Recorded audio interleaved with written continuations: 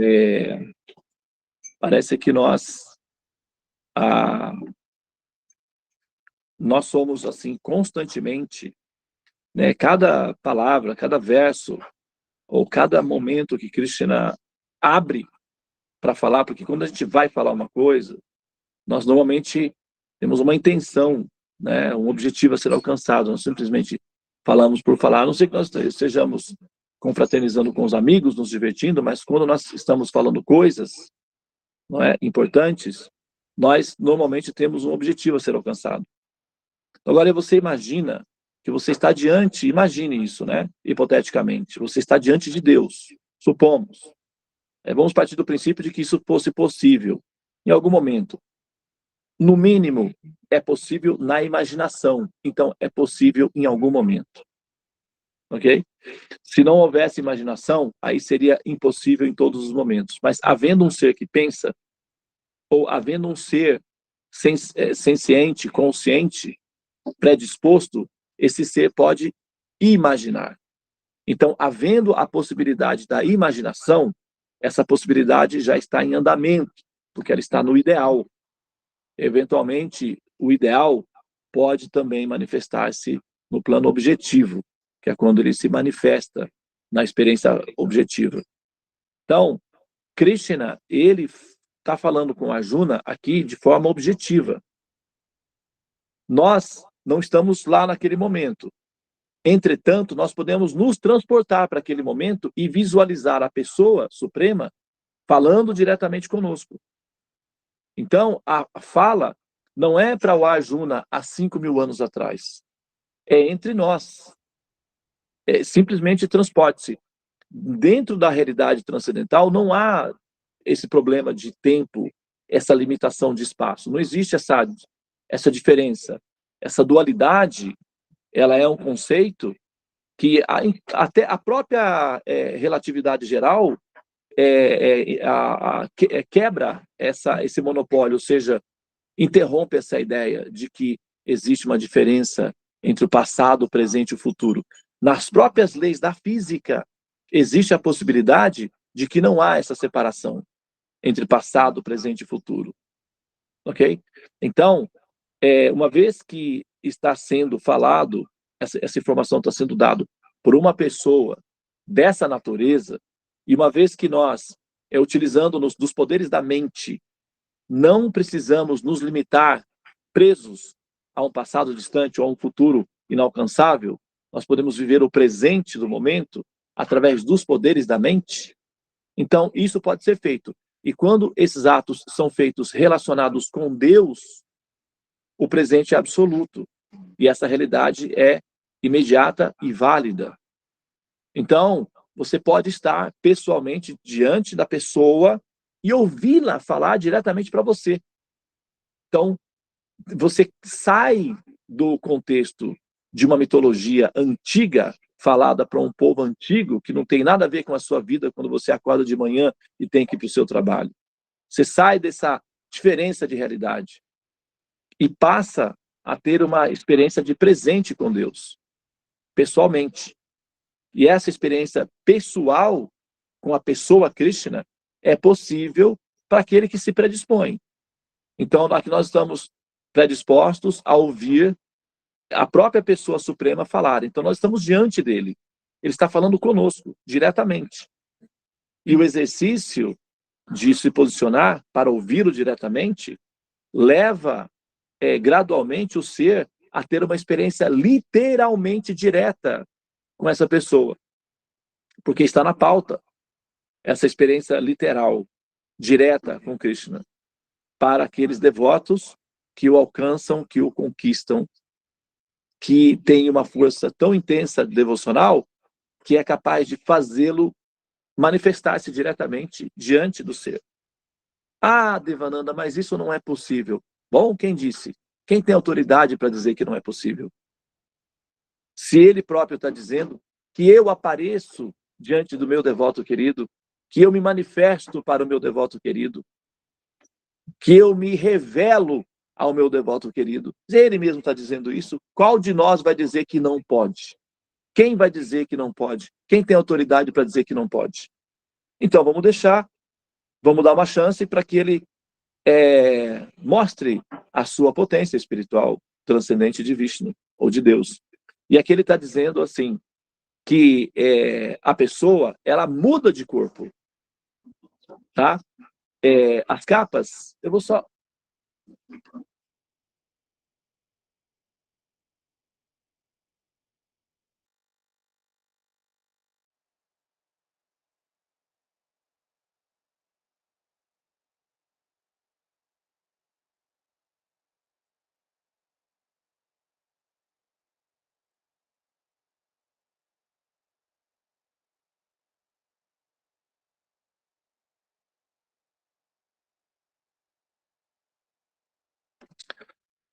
Muito bem, pessoal. Então, prosseguindo, desculpe a interrupção, tá?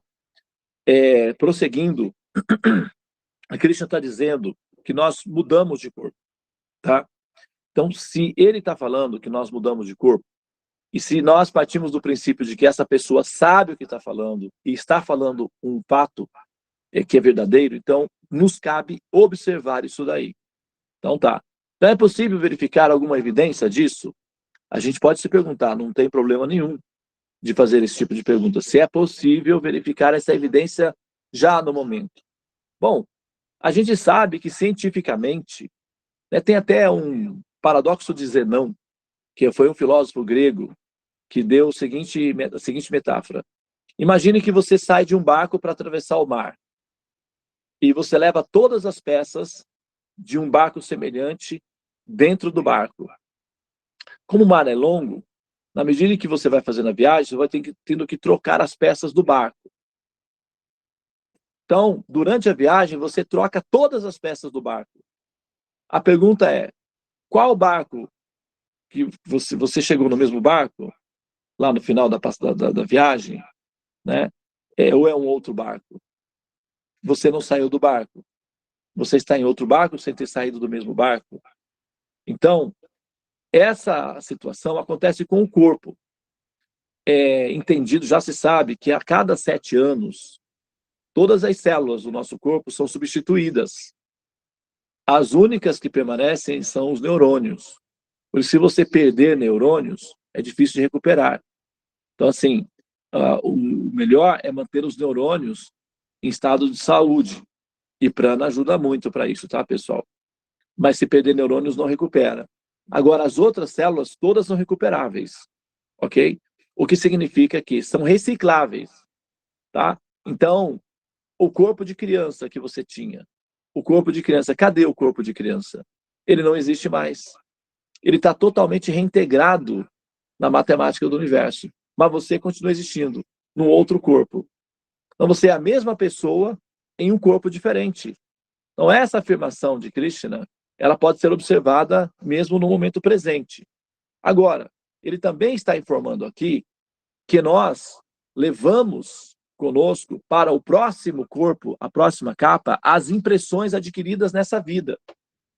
Então, às vezes, as pessoas perguntam assim, mas e se uma pessoa tem uma habilidade para música, para arte, para filosofar, para jogar futebol? Já nasceu assim? Não. Essa pessoa, ela cultivou esse desejo. Às vezes, o cultivo do desejo é mais do que uma vida. Por exemplo, imagine que você quer ser um jogador de futebol muito famoso. A melhor maneira de conseguir isso daí é nascer numa favela, no Brasil, de preferência negro.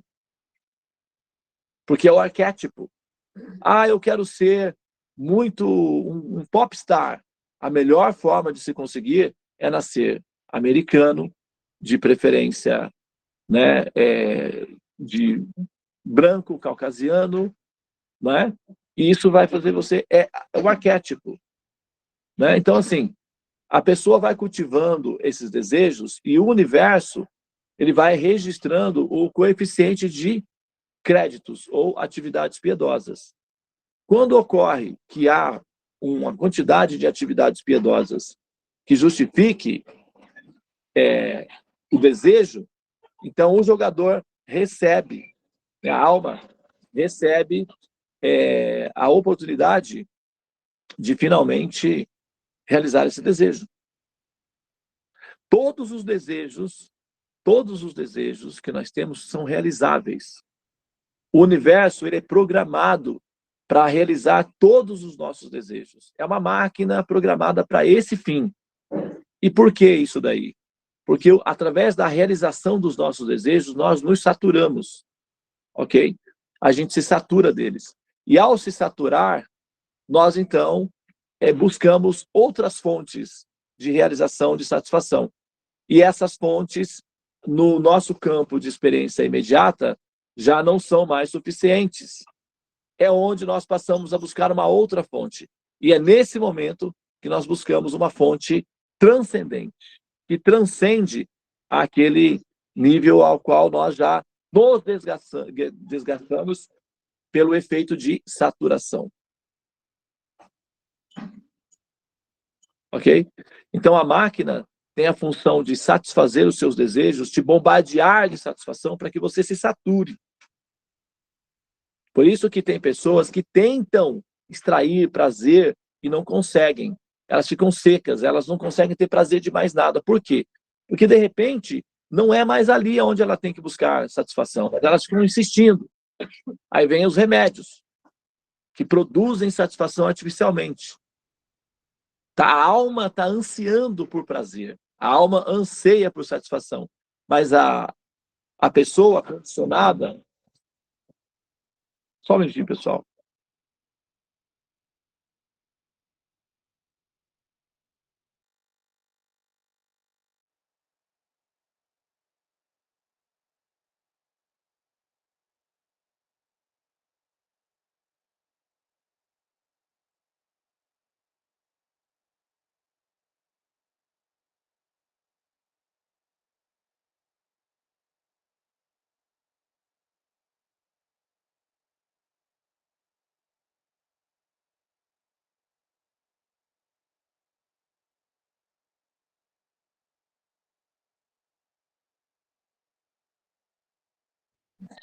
Muito bem, pessoal. Então, já estamos concluindo aqui, né, o que nós tínhamos para falar.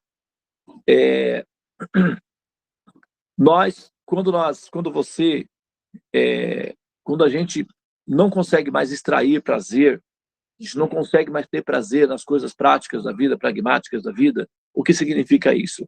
É a alma ansiando um outro tipo de prazer, tá? Um outro tipo de satisfação. E esse prazer, essa satisfação, você só vai conseguir espiritualmente. Nós só vamos conseguir numa outra dimensão. E essa dimensão é a dimensão espiritual, transcendental, tá? Então, essa é a função que tem o sadhana, os mantras e as adaptações que nós fazemos para poder assimilar soma, que significa sabor existencial, tá bem? Isso tudo vem através, principalmente, o caminho mais indicado para aqueles que buscam uma fonte externa ou uma fonte extra, uma fonte renovada de satisfação na espiritualidade, na transcendência, ok? Porque o campo pragmático já não oferece mais a satisfação necessária, ok? Muito bem, então agora nós vamos dar sequência no nosso sadhana com o caminho dos mantras, ok? Namastê, Hare Krishna.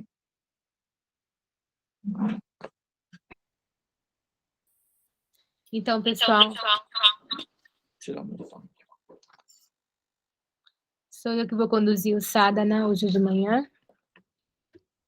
E vou parar a gravação aqui. Deixa eu ver se ele vai trabalhar agora, porque senão vai trabalhar.